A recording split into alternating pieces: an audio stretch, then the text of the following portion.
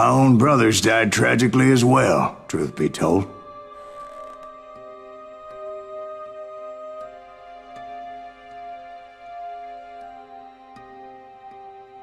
It was 1868, and me and my older brothers were pulling a tidy profit running cattle into Juarez, Mexico. One night after my brothers retired for the evening, I found a little poker game in a cantina with a couple of cowboys. And I just couldn't lose. I even won an old Spanish coin that had to be 100 years old.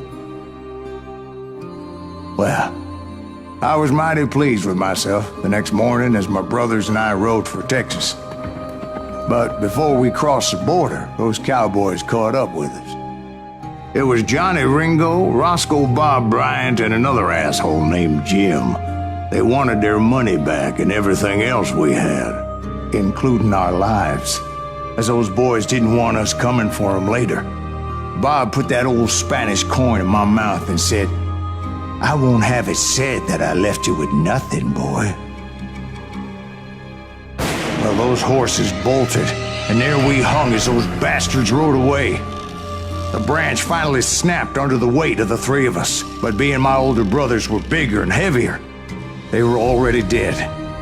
And right then I swore to myself that I would avenge them. Ringo you know about. But Bob eluded me, until I heard he was riding with the Wild Bunch.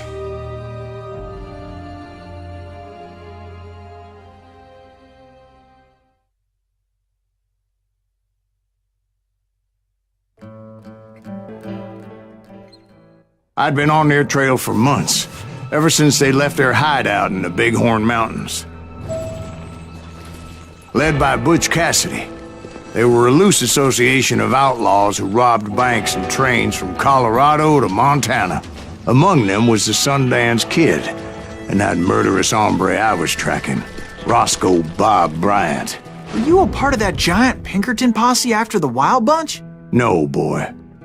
A circus like that would have slowed me down. Besides, I wanted Bryant all to myself.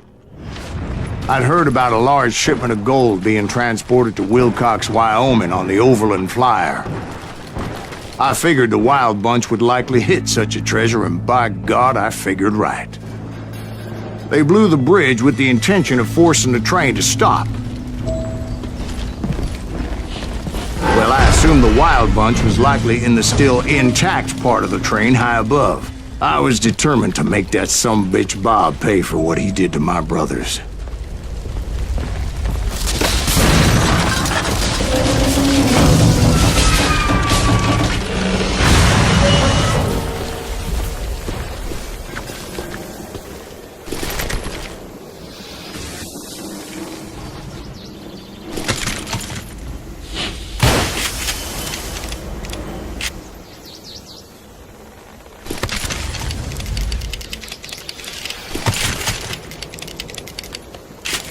I found the device they used to blow the tracks, so I knew I was headed in the right direction.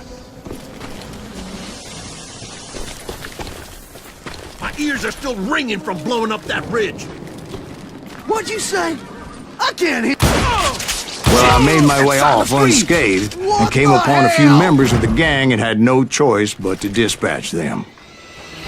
From there, I had to negotiate an even more precarious route. But first, I would need to get my ass out of there.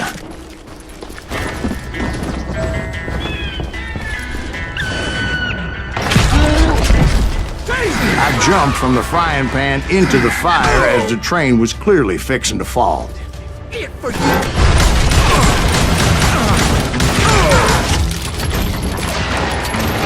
I had found the gang, but in order to find old Bob, I needed to fight my way forward past a whole passel of desperados.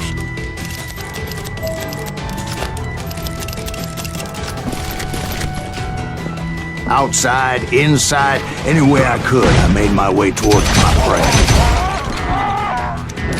Okay, now you're really pissing me off. Well, what about the passengers? It was mostly a freight train, as I recall. There were no passengers aboard that day.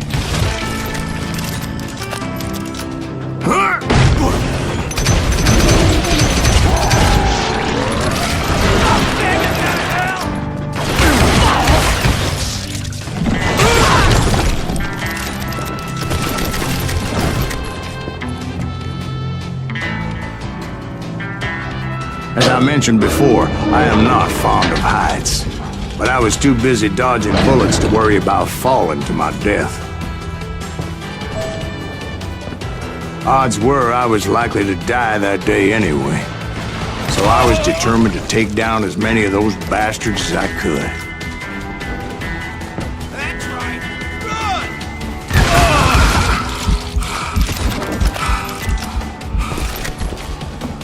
You ain't beat me, boy!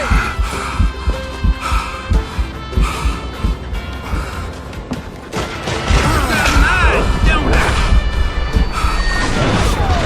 And I thought I was here.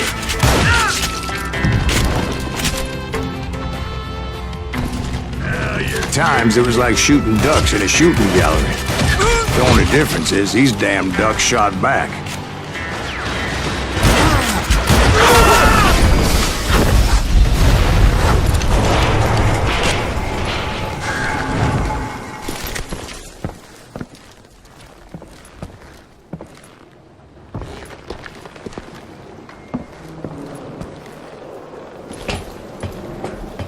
I kept hoping the law would show up and give me a You hand. mean like that giant Pinkerton posse that I read about?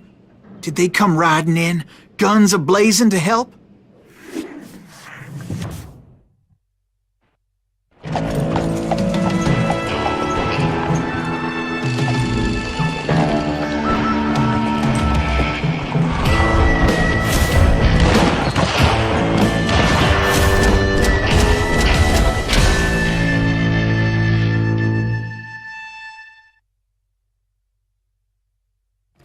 Help? From the Pinkertons? No, son. I had to fight the Wild Bunch all by my lonesome, as usual. Who the hell is that? He's out of his mind! You know who we are! Take cover! Retreat! Retreat!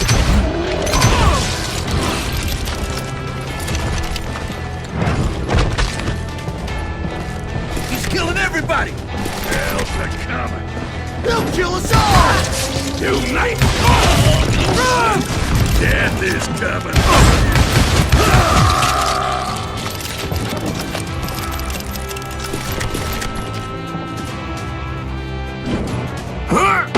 Scalp!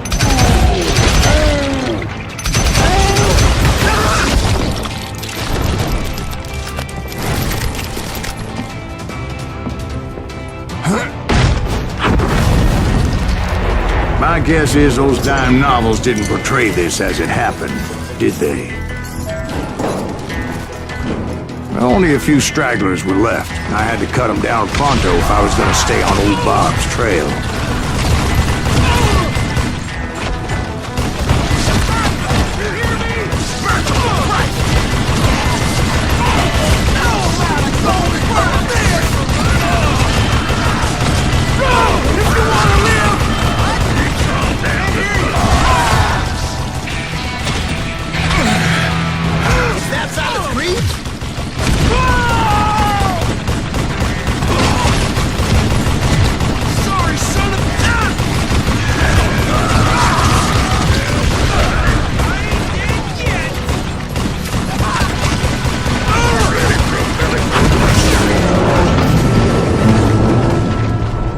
Once I silenced all those guns, I went searching for my nemesis, determined to finally have my justice. But the only survivor who welcomed me was George Flat-Nosed Curry. Who was he?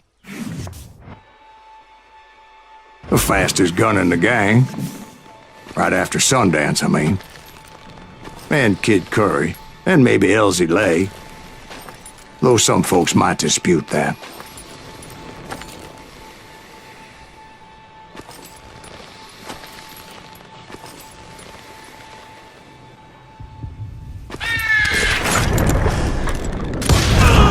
On that very same day, Butch Cassidy and the Sundance Kid decided to leave the Wild Bunch behind and decamped for South America.